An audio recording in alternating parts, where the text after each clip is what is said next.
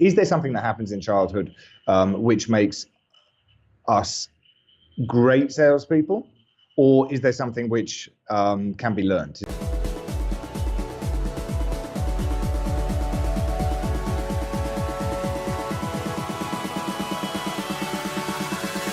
Hello Sales Nation and welcome to today's episode of the Salesman podcast. On today's show we have Matthew Kimberley. He is a sales expert and a keynote speaker and all-round fascinating guy. You can find out more about Matthew over at matthewkimberley.com. On today's episode we're diving into what is a weird topic of whether salespeople should be conscious and embarrassed about selling or whether they should be confident and should just dive in their feet first. We cover a lot of ground in this one. There's a lot of rabbit holes and there's a lot of value for you guys, Sales Nation. And so with all that said, let's jump in to today's show. Hey Matthew, and welcome to the Salesman podcast. Thank you for having me, Will. Huge pleasure being here.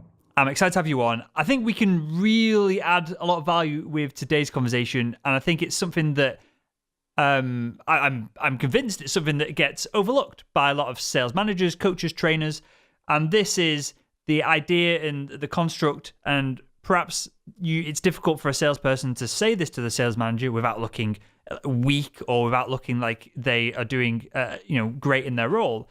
But I want to ask you a question that I've perhaps thought but never vocalized to a sales manager or coach, and that is, should we be somewhat self-conscious about pitching a product or a service or selling the whole process in general, or should we be really happy and excited to be doing it? Well, I think there's a difference between self-awareness and self-consciousness. I think that the vast majority of salespeople have a high level of self-awareness.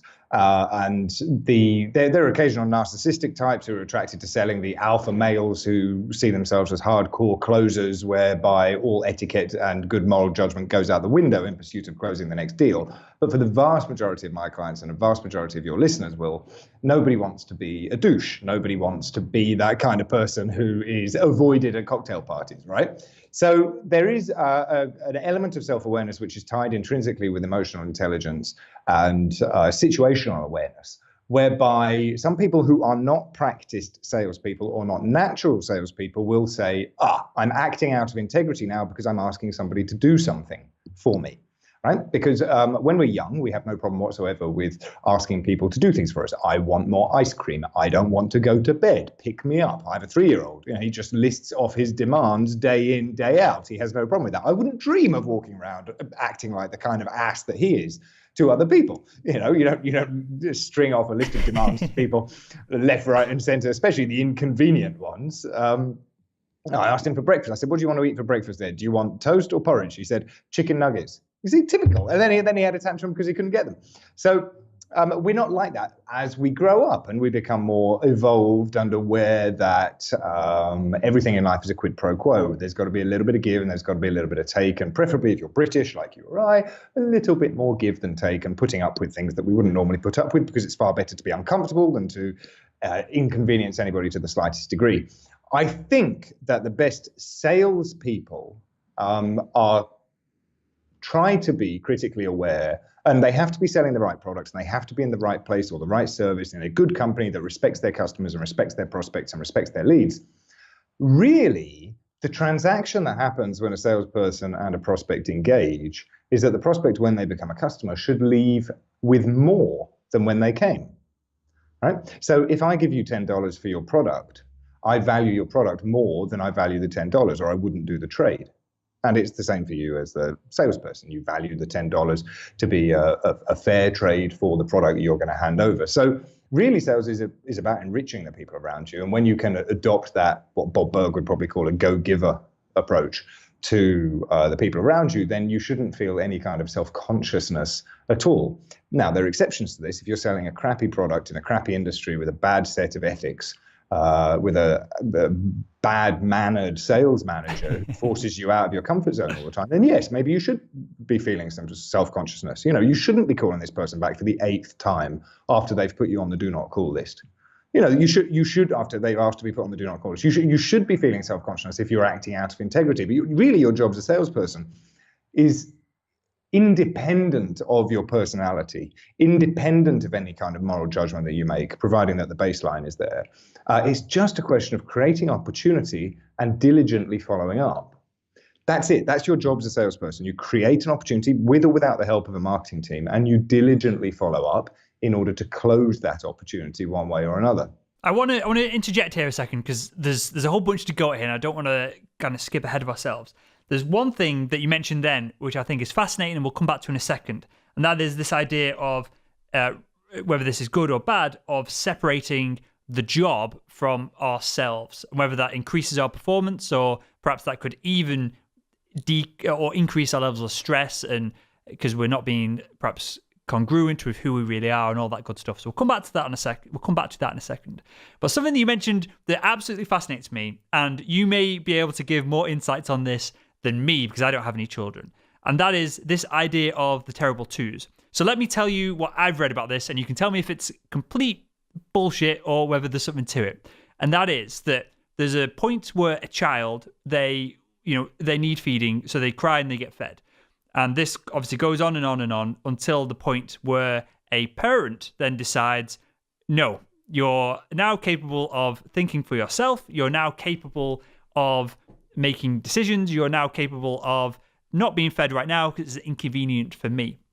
So there's a weird separation here that the child has to go through of one point, it's almost connected to its mother or father or parent in that it thinks something and it happens, which would be lovely in sales. Clearly, if we could think about closing a deal that just happened, but there'd be no value in the salesperson in that scenario. So clearly that can't happen.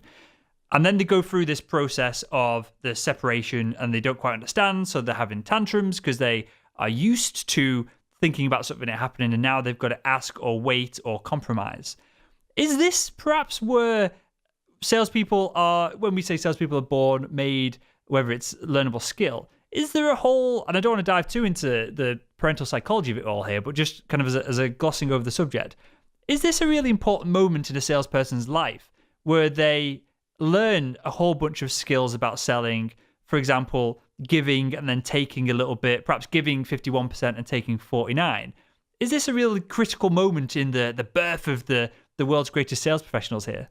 I'm gonna say categorically not. Now, I tell you what, there are some men children who never grow up. Yeah. Right. These demanding man childs who end up having partners or facilitators in their life, often their parents, who just keep spoiling them and keep giving them what they ask for, and they never do learn the value of exchange.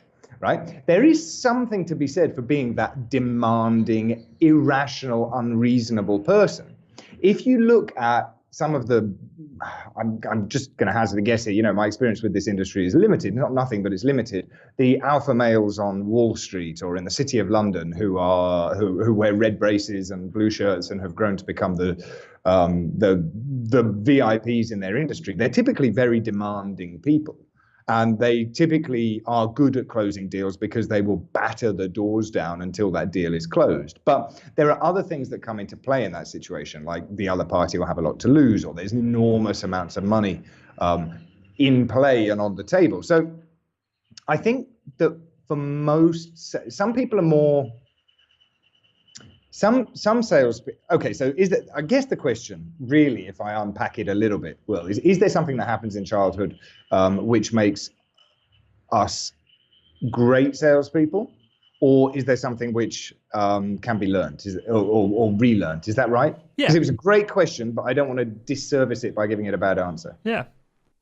Essentially what I'm asking is, and we can perhaps go down the context even, and this is totally off topic, and we'll drag it back onto topic in a second, but I love these tangents, let's put it in the perspective of, you know, perhaps not you and I adopting a baby. This might get a bit weird, but you've got yourself, you've got your partner, you've got a child. You want to, you know, some people want that child to be the next David Beckham, the greatest footballer of all time, the greatest tennis player of all time, the next Lewis Hamilton, whoever it is. And this is probably not the best way to bring up a child, but we're going to go down this route. If you wanted to bring up the best sales professional of all time, should we be from a young age training them to be demanding, or should we be training them from a young age to, be able to hold off, and build long-term relationships to bring in a bigger deal at the end of the day? How would we how would we bring them up? Okay, so the way that I would bring up a salesperson is really only onefold. I would get them to invest in relationships, and I would get them to invest in relationships with strangers. So don't be afraid to start conversations. If anything, I wouldn't train them to be extroverted, but I would train them to tame their fear. I would train them to experience as many opportunities that life has to offer for talking to people, because that's what sales is. As I said earlier, it's creating opportunities. But how do sales conversations happen? They happen because you create the opportunity for them to happen. How do conversations happen? They typically happen if you open your mouth and say the first few words. So I would teach my even introverted child not to be afraid of having conversations with strangers, not to be afraid of repercussions of looking stupid or feeling that they look stupid. I'd like to teach them the fundamental principle which I try to instill in my clients, which is, if you do this, what's the worst that can happen? Is anybody going to die? Is anybody going to get arrested? Is anybody going to be upset? No. Okay, so go ahead and do it. What's the best that could happen if you do it? And the amount of sales reluctance I see is based upon fear of looking stupid. So maybe I'd practice exposure therapy with my kids. Maybe I'd make them wear tutus and donkey tails and walk down the high street, just to get used to the idea that even if people are looking at you and laughing at you, it doesn't matter.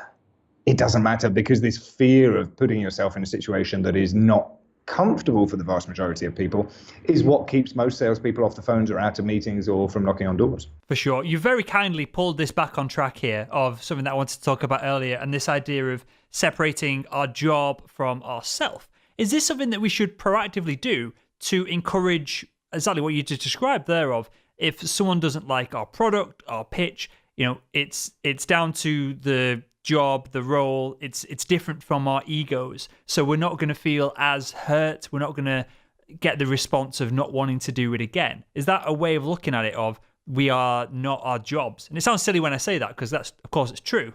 But should we focus on that? And it's been explored a great deal in sales literature as well. The answer, Will, is who do you ask? Because you'll get a different answer from whoever you speak to. There are the motivational, self-motivational types that say, it's your duty to listen to tapes in the car on the way to the office, or loud music, or the Eye of the Tiger or something, and psych yourself up for the day ahead. And then there are others like the brilliant David Sandler, who wrote You Can't Teach a Kid to Ride a Bike at a Seminar, and was the founder of the Sandler system. You might be familiar with that. Many, many good franchise sales trainers in the UK and around the world follow the Sandler system. Yeah, we interviewed, just for context, we interviewed the CEO of Sandler the other day. Oh, brilliant. Absolutely brilliant. If I wasn't doing what I do now, I'd be a Sandler trainer, I think. And I first explored it when I was living in Belgium, and I read the book, You Can't Teach a Kid to Ride a Bike at a Seminar, and I fell in love with it.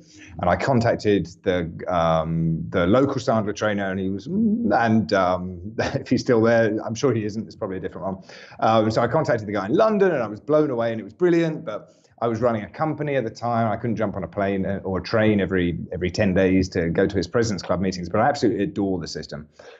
He talks about in his book, and this is where I first heard about it, transactional analysis, which is where you separate your I and your R, your identity and your role. So every day we do a number of roles. One of them is being a parent. Another one is being a driver, being a friend, being a husband, being a wife, being a gardener, being a sports person, playing a round of golf, being a salesperson. So we wear different hats at different stages during the day, and how well we perform that role really depends on how well we play the game. So today I played a great round of golf, and next week I played a crappy round of golf. That doesn't make me any less of a person, right? And today I had a great day in the office. I closed a dozen deals, and next week I can't close a door. It doesn't make me any less of a person. It just means that the role I played wasn't at a maximum capability.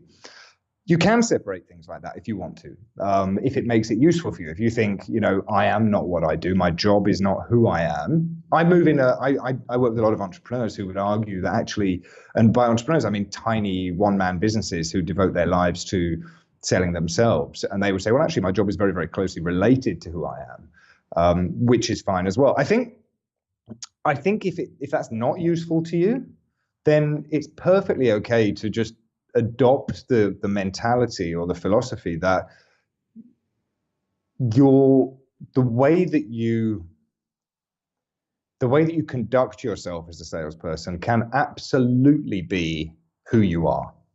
And I would urge that you don't try to alter your personality. You don't try to become this vivacious Tigger-like person. Yeah. You can always tell, I'm not the first person to say this, but you can always tell if a salesman is on the phone because they sound like they've taken 3 lines of Coke before they get to you. Hi, is that Mr. Barron? It's great to talk to you. My name's Matthew. I'm calling from Zenith Glazing. You just know from their first word that they're a salesperson. You don't have to change your personality. You just have to follow the steps of the system in line with who you are. Now, if you are slow and thoughtful and ponderous type of individual, then you may follow your steps from opening through to closing the prospect in a very slow, thoughtful, and ponderous way. If you're the type who's more energetic and fast-talking and spirited, then you may jump from one slot to the other until you get to the close as well. As long as you're following the system, I don't like the word script, but as long as you're following the system, you can bring any type of individual to the sales process, to the sales game, and they can absolutely be themselves as long as they understand the principles of selling, right? So the sales muscle that we talked about earlier, which all kids have and which kind of gets weakened as we get older, can be strengthened through activity. The more sales conversations you have, the more telephone calls you make, the more pitches you perform, the more meetings you go to, these all strengthen the sales muscle. But on their own, they're not as good as copying that or combining it with form. Right, so it's like going to the gym. You can go and do a dozen push-ups or 300 push-ups. And if you do them badly, you might injure yourself at worst, or they'll be ineffective at best. But if you learn good form and you understand the science and the physiology behind which muscles should be working when to take a break and the order in which you should do your exercises, then you will find that they are better push-ups. And I can do 150 push-ups for greater benefit than your 300 if I understand the physiology behind it. And sales is the same. So if you study selling and you read the books and you get good sales coach and you have a sales trainer and you're actually thoughtful about the process and you guide your prospect from the open through to the close, down the various steps that it takes in order to qualify, connect with, present to, objection handle, and close your prospect, then you're more likely to do a good job than if you just call 100 people blindly. I want to tie this back to something that we mentioned at the top of the show, and then something you just mentioned then, Matthew, of this corporate suited and booted, either talking super fast because that's what all their colleagues speak like, or speaking slower because they want to be more conservative and they've read in some book somewhere that that's the best way to sell, versus... That's how you increase your gravitas, right? You slow down. For sure, but then there's a balance there clearly of your gravitas versus you look incongruent and you give people... It's almost unexplainable. They're not situations, but you give them that gut feeling that you're being fake, or you're trying to bullshit them, or you're trying to convince them of something that you perhaps don't believe. So there's clearly a balance between all of this, and then there's and we're kind of layering, which is amazing. There's the role that you, or the identity that you have at work versus perhaps the identity that you have with your kids, which clearly has to be different because of the corporate world of you can't just go and hug everyone, perhaps. Even though you'd love to, you have to shake hands. Well, yes and no. I mean, I do disagree with that, Will. And I don't think that being professional is the same as being corporate. Certainly, I used to win business I used to run a recruitment firm, IT recruitment. I used to win business by being the opposite of corporate, just because everybody else was being corporate. I'd encourage my staff to take photos of their pets to meetings. Just because it gave a form of connection. And if you're a purchasing manager in an investment bank meeting your 20th recruiter of the week, you're going to remember the crazy cat lady who bought photos of her 30 cats and talked about them for 10 minutes at the beginning of a meeting, either for good or for bad, but you're going to remember them. Or when cell phones first came out, I'd grab, or digital cameras, I'd grab a selfie with people at the end of a meeting, because the only reason I was doing that is because it was unexpected, so it was a bit of a pass interrupt, and nobody else was doing it. And so then I'd send a photo of a copy of the photo that we had together. I mean, how many times do you go into a very strict meeting where people expect to see your PowerPoint and you say, right, before we begin, let's grab a selfie? that's going to have an impact. It might disqualify you from the process entirely, which for me is great.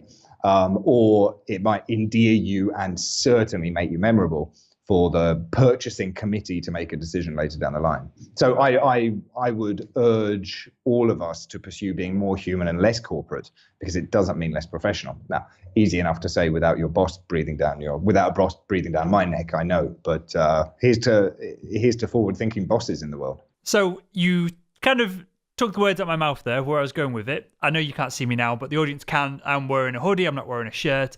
The whole premise of this show is I'm not wearing based. pants. Neither am I. But we'll leave it there because it might get a little bit weird. The whole premise of this show is that a lot of salespeople live in this corporate bubble, but then as soon as they meet with a customer and they go out for a couple of beers with them, or however they're building that deeper rapport, instantly it changes. Or I know for me, medical devices, I'd act one way when I was with the surgeons that I was selling to, that I had great relationships with. But then when my sales manager was out for the day with me, we would all get weird because they were conscious that that's my boss. So they were being on their best behavior and trying to make me look good. And I was being overly corporate and weird because I didn't want to give my sales manager any opportunity to look negatively on me. And so it was all a bit weird. But then as soon as he or she disappeared, everyone went back to normal. So where I'm going with this that's sad, isn't it? It is sad. And where I'm going with this is how can we turn that on its head? Is it a symptom of the fact that we just take sales and business just too seriously, when loosening up slightly might lead to even better results than when we're all tight and corporate about it? A few years ago, I wrote a book called How to Get a Grip, plug. And one of the fundamental rules of getting a grip is to take yourself less seriously. I think everything becomes easier. Everything becomes more fluid. There is always less friction when you're less tied to seriousness or how well you're perceived or even the outcome of many things.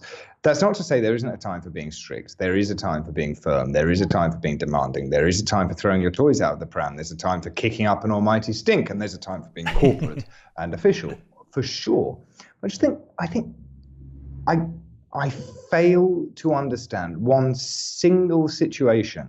Now, this has to happen across the board, right? You can't have sitting in a boardroom, 15 stuffed suits and the Joker. That's sad, and the Joker will be the outcast.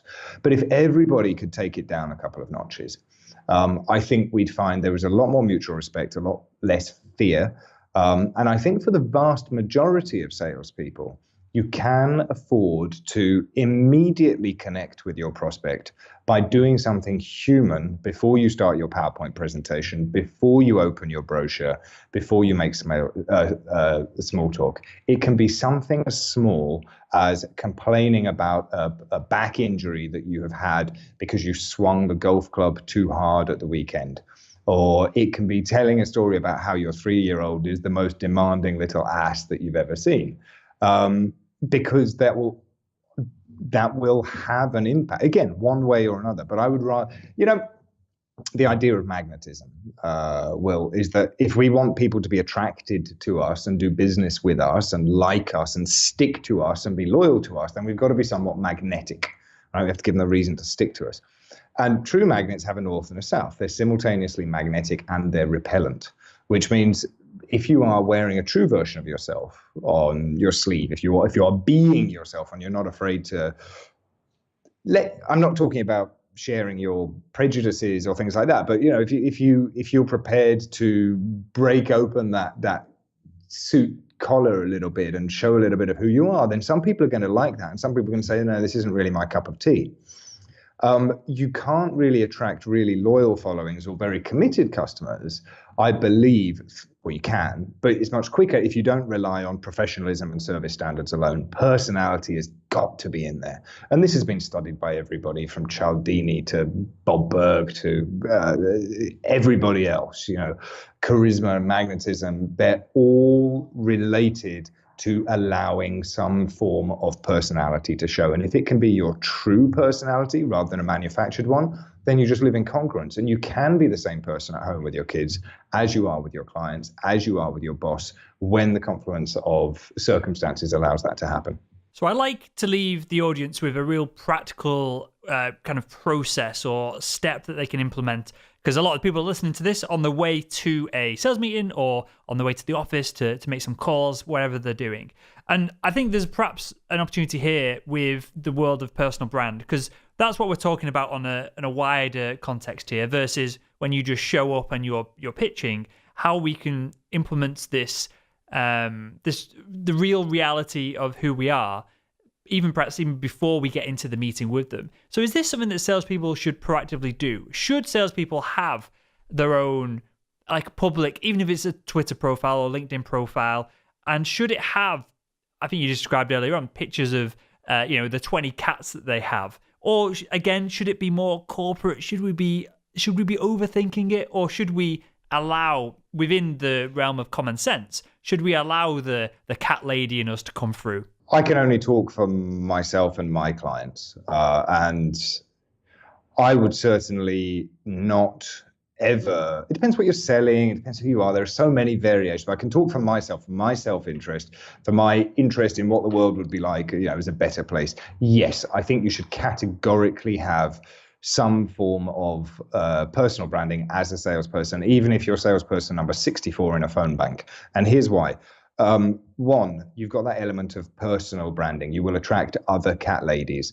You will attract other supporters of Liverpool Football Club, and you will attract conversation with people who are strong fans of other football clubs. If you make it, if you let it known who your team is on a very, very basic level. The second reason, which I think is even more important, is that one of the biggest problems that B2B sales professionals have is that they get forgotten. Right? They just call up. They schedule a follow-up call for a month from now. Are you buying? No. Okay, I'll call you in a month. Are you buying? No. I'll call you in a month. You buying? No. Stop calling. That and they just get forgotten. At the end of a day, with a decision maker, typical decision maker in any company may have had 5 or 6 meetings with potential outside vendors.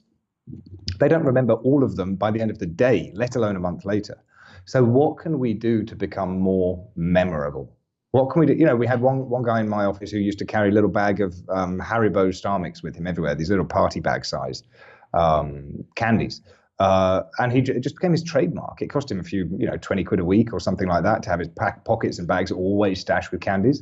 But when it came to being remembered, they never forgot.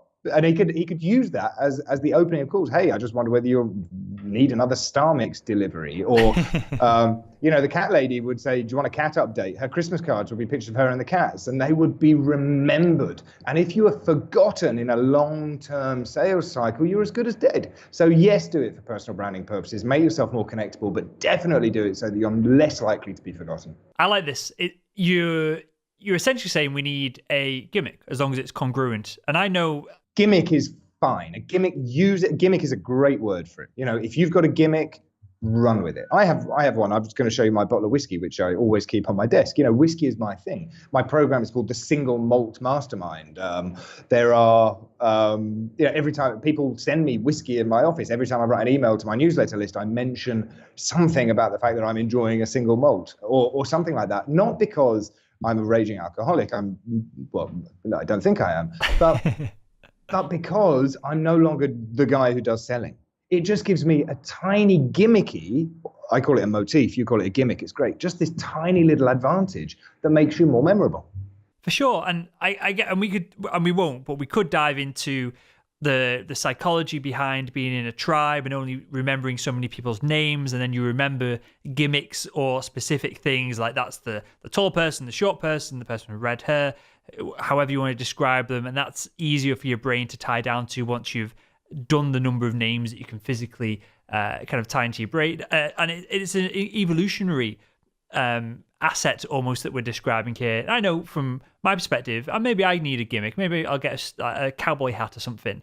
And I'm half joking as I say that, but I'm looking up in the air and visualizing it. There's already, if I were in your shoes, I'd run with the color red somehow, because it's already an integral part of your brand. So maybe it's your socks, or maybe it's your eyeliner, or maybe it's your briefcase or something. You've got an option to explore there at least.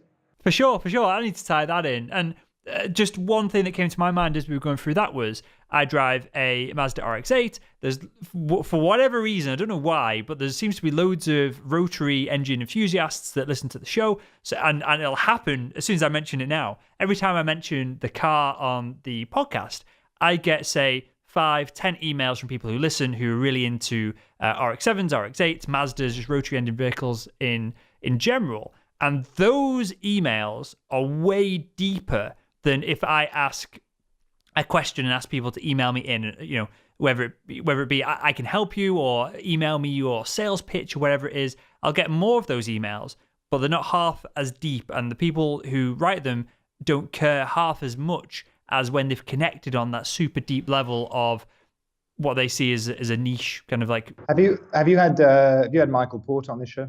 Oh yes, I have. I think you have. I think you have. I seem to remember it was a very, very long time ago. And he and I worked together for half a decade, best buddies, and worked together for years and years. And he told me a story about a dentist.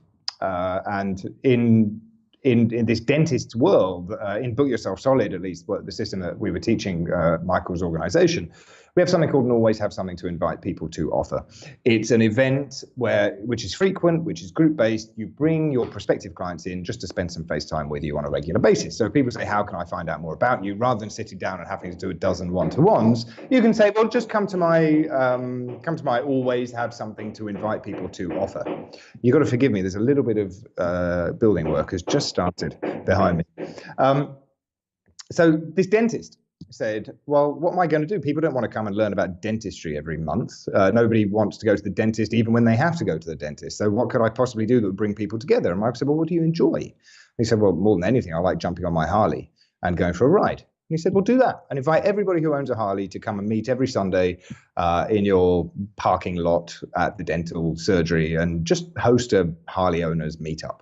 And so he did. And of course, checking back in after 9 months, when there were something like 60 or 90 people all showing up for the weekly Harley Davidson owners meetup at the dental surgery, Michael asked the dentist, said, how's business? He said, well, it's never been better. And Michael said, well, how come? He said, well, every Harley Davidson owner in the town now comes to me to get their teeth fixed. Yeah. Right. So it's just that connection, whether it's about Mazdas or Harleys or football clubs or cats or having a sweet tooth, it counts for so much more. The business will follow if we can connect on a human level. I love it. And with that, Matthew, I've got one final question to ask everyone that comes on the show. And that is, if you could go back in time and teach yourself something about sales that would help him improve his game over the longer term, what would be that one thing that you tell him? Sell a product you really care about from day one.